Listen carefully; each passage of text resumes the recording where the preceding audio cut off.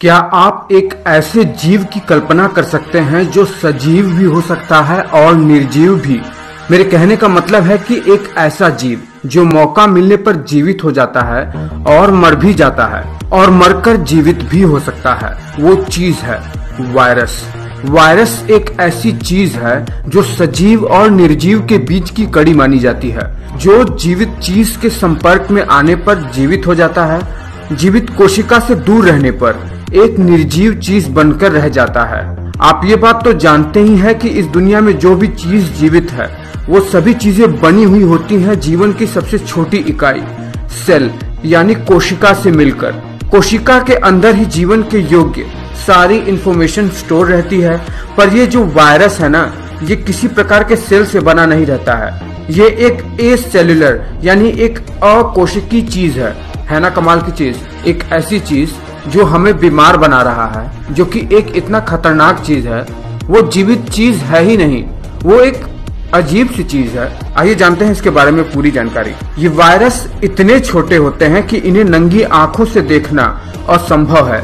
इतने छोटे होते हैं कि अगर किसी बैक्टीरिया के पास आंखें भी होंगी ना, तो भी वो इन वायरसेस को कभी देख नहीं पाएंगी। शायद अब आप इस वायरस के साइज का अंदाजा लगा पा रहे होंगे। तो चलिए एक बार इनके स्ट्रक्चर को देख लेते हैं कि आखिर ये वायरस बने कैसे होते हैं। वायरस दरअसल एक प्रोटीन के दीवार से घिरे रहते हैं, जिसके अंदर अनुवांशिकी पदार्थ भरे रहते हैं, जो कि होते हैं आरएनए या डीएनए। और यही जेनेटिक मटेरियल वायरस को किसी जीव के शरीर में घुसकर उन्हें मल्टीप्लिकेशन के जरिए एक से लाखों बनने में मदद भी करता है। और आप जानकर आश्चर्य करेंगे कि जब आप किसी वायरस को किसी जीवित कोशिका के बाहर यानी निर्जीव अवस्था में पाएंगे, तो आप उन्हें क्रिस्टल की तरह इकट्ठा भी कर सकते हैं, जैसे एक बहुत ही छोटा सा, एक बहुत ही ठोस कण के रूप में। ये सैकड़ों साल तक निर्जीव रहने के बाद भी जिंदा रह सकते हैं। और वायरस को हम अपने दैनिक जीवन में हर एक सेकंड में अंदर सांस के जरिए या किसी और तरीके से अपने अंदर लेते ही रहते हैं, जिसे हमारा इम्यून सिस्टम हैंडल करता है।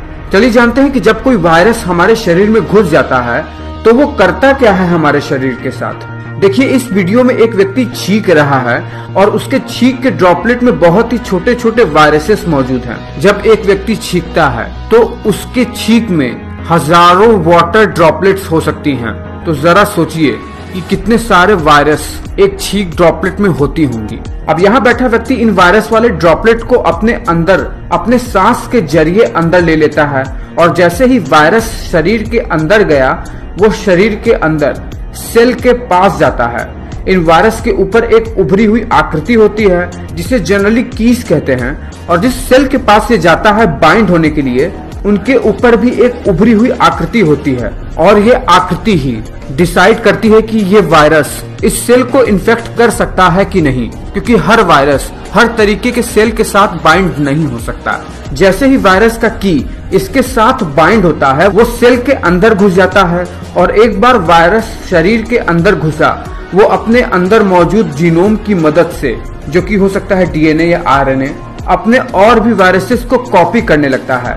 वायरस का रेप्लिकेशन सेल के अंदर 7 स्टेज में होता है। पहले मनुष्य वायरस ऑब्जॉर्ब करता है, फिर वायरस का एंट्री सेल में होता है, उसके बाद वायरस के ऊपर प्रोटीन का ये लेयर अनकोटेड होता है, फिर इसके चौथे स्टेज में वायरस के अंदर आरएनए या डीएनए दोनों में से कोई एक न्यूक्लिक एसिड का ट्रांसक्रिप्शन होता है।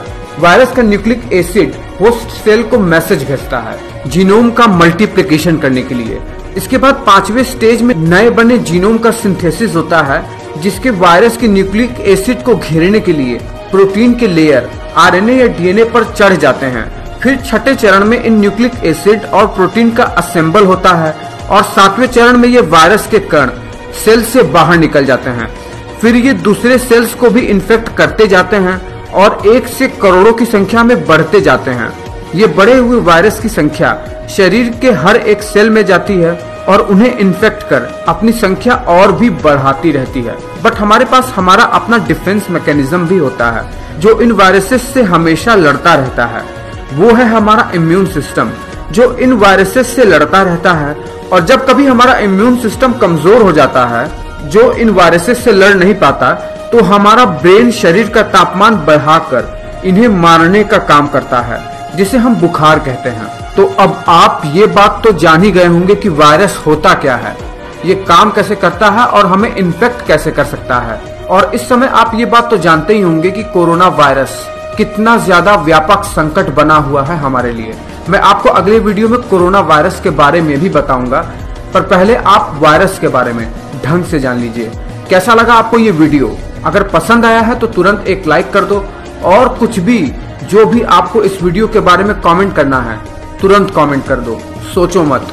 मैं मिलता हूं आपसे अगले वीडियो में, तब तक के लिए आप अपने ज्ञान को निरंतर बढ़ाते रहिए।